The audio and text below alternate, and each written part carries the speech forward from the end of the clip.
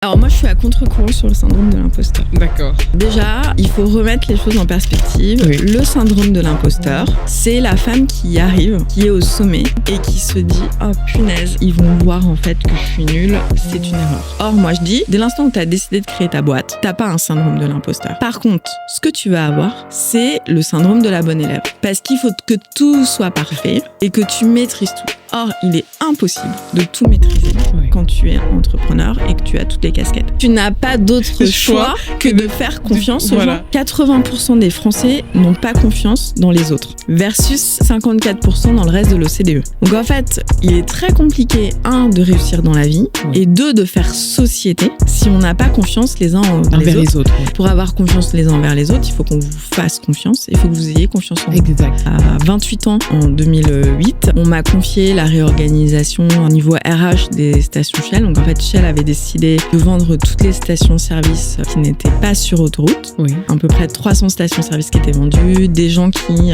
allaient être licenciés. Oui. J'ai dû aller sur une estrade, expliquer aux gens qu'ils allaient perdre leurs emplois, etc. Et j'avais été chassée par Total. Et quand j'avais en entretien expliqué que j'avais géré toute la réorganisation au niveau RH des stations, et ben la recruteuse m'a dit « À votre âge, c'est impossible ».